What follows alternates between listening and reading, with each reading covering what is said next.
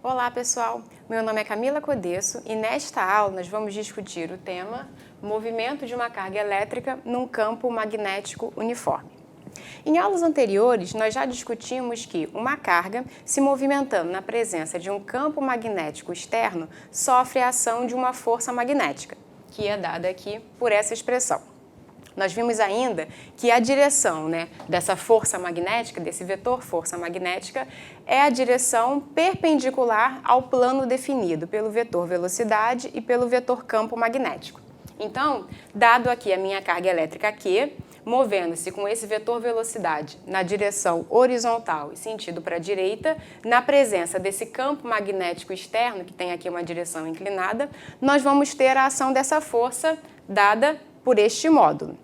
E a direção vai ser a direção perpendicular ao plano definido por esses dois vetores, tá ok? Então, esses dois vetores aqui, eles estão no plano do quadro, então a minha força magnética vai estar numa direção perpendicular, ou saindo ou entrando no plano do quadro. O sentido do vetor força magnética é determinado pela regra da mão direita. Então, a gente pega a nossa mão direita, coloca sobre o vetor velocidade e leva este vetor na mesma direção e sentido do vetor campo magnético. O nosso polegar vai indicar o sentido da força magnética para uma carga positiva. Então, aqui neste exemplo que eu coloquei, minha mão direita sobre o vetor velocidade, levando na direção do vetor campo magnético, meu polegar está apontando para fora do plano do quadro. Então, meu vetor força magnética, ele vai estar saindo do plano do quadro. O ponto é que, dependendo da força magnética que atua sobre a carga, ela pode executar certos tipos de movimento. Então, o nosso objetivo nesta aula é discutir quais são os tipos de movimento que uma carga pode ter quando ela move-se na presença de um campo magnético uniforme, ou seja, um campo magnético que em todos os pontos do espaço apresenta a mesma intensidade, a mesma direção e o mesmo sentido. Vamos discutir esses tipos de movimento no próximo quadro. Então, vamos analisar os diversos casos de movimento. O primeiro caso que eu gostaria de analisar com vocês é quando θ, que é o ângulo entre o vetor velocidade e o vetor campo magnético, vale 0 graus ou 180 graus. Então, aqui eu tenho uma região de campo magnético, onde o nosso campo está na direção horizontal, apontando para a direita, e nós temos um vetor velocidade que pode estar na mesma direção e no mesmo sentido do campo magnético, ou na mesma direção e no sentido oposto. Para esses casos, nós temos que tanto o seno de 0 graus como o seno de 180 graus, eles valem zero. Se nós substituirmos esse valor na expressão do módulo da força magnética, nós vamos obter que a força magnética é um vetor nulo. Ou seja, neste caso, não há força magnética. A força magnética ela vale zero.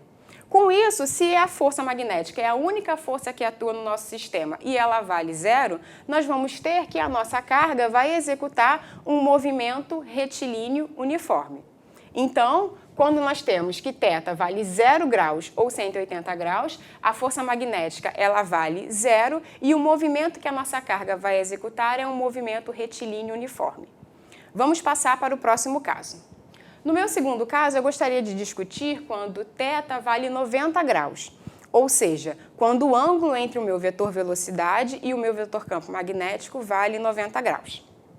Então, aqui eu tenho uma região do espaço onde eu tenho um vetor campo magnético que está nessa direção perpendicular ao plano do quadro, porém apontando para dentro do plano do quadro. Então, meu campo magnético ele está entrando no plano do quadro. E eu vou ter aqui uma carga que está se movendo com uma velocidade v na direção horizontal e apontando para a direita. Neste caso, nós vamos ter o seguinte. Bem, o meu seno de 90 graus, ele vale 1. Se eu substituo essa expressão na expressão do módulo da força magnética, eu vou ter que o módulo da minha força magnética vai valer o módulo da carga elétrica vezes o módulo do vetor velocidade vezes o módulo do meu campo magnético. E durante todo o meu movimento, essa força magnética ela vai ter sempre esse mesmo valor, vai ter um valor constante ao longo de todo o movimento. Vamos ver ainda como que vai ser a direção e o sentido dessa força magnética. Então, aqui no nosso desenho, nós temos o vetor velocidade apontando para a direita e o meu vetor campo magnético entrando no plano do quadro. Então, para esse caso, nós vamos ter o seguinte: a minha força magnética, ela vai estar na direção vertical e apontando para cima. Então, nós vamos ter que essa força ela vai ter esse módulo constante ao longo de todo o movimento da carga. Esse movimento vai se processar aqui no plano do quadro. E sendo ela a única força que está atuando no sistema, nós vamos ter que a nossa carga vai executar um movimento circular uniforme. Se essa carga vai executar um movimento circular uniforme, eu posso calcular o raio da trajetória e o período. Vamos fazer este cálculo nos próximos quadros. Dado, então, que a nossa carga ela vai sofrer um movimento circular uniforme, nós vamos calcular o raio da trajetória e o período da trajetória. Então, para determinarmos o raio da circunferência, que será a trajetória descrita por esta carga, nós temos que, se a força magnética é a única força que está atuando naquele sistema, essa força vai ser a resultante centrípeta do nosso sistema. Então, para determinarmos o raio da circunferência, nós vamos igualar a força magnética, o módulo da força magnética, ao módulo da força centrípeta. Tudo bem? Para não carregar a notação, a partir dessa segunda linha, eu não vou representar as barras do módulo, mas todo o cálculo que nós estamos fazendo aqui é utilizando o módulo das duas forças. Então, nós já vimos que o módulo da força magnética será dado pela carga vezes a velocidade vezes o campo magnético. E essa expressão será igual ao módulo da força centrípeta, que é dado pela massa da carga vezes a velocidade com que ela se movimenta ao quadrado, dividido pelo raio da trajetória.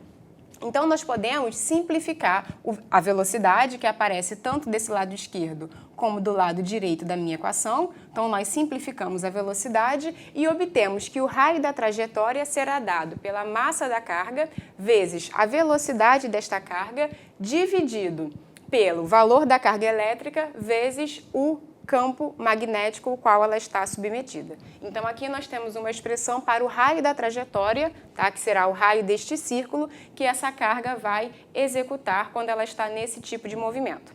Nós podemos ainda também determinar o período do nosso movimento. O período é o tempo gasto para a gente completar uma volta, completar um ciclo.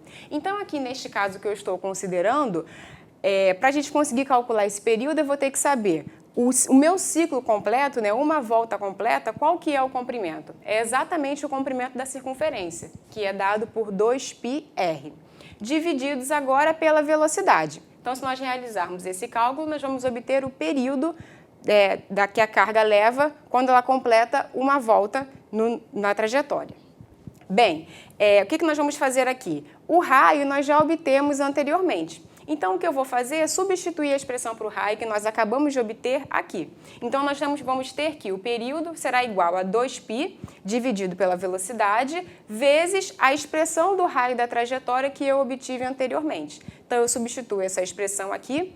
Posso simplificar a velocidade, que aparece tanto no denominador como no numerador, e vou obter que o período da trajetória será dado por 2π vezes a massa da minha carga elétrica, dividido pelo valor da carga elétrica, vezes o campo magnético ao qual ela está submetida. É interessante a gente observar aqui que o período ele não depende da velocidade com que essa carga penetra nessa região de campo magnético uniforme. Então, isso é uma coisa importante para a gente destacar aqui. Vamos analisar agora o terceiro caso. Então, para o terceiro caso, nós vamos considerar um ângulo θ que está entre 0 graus e 90 graus. Ou seja, o ângulo entre o vetor velocidade e o vetor campo magnético está entre 0 e 90.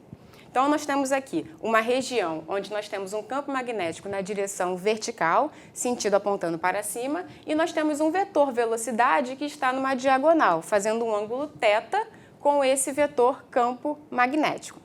Para a gente conseguir analisar que tipo de movimento vai se processar aqui, é interessante nós decompormos a nossa velocidade nas suas duas componentes.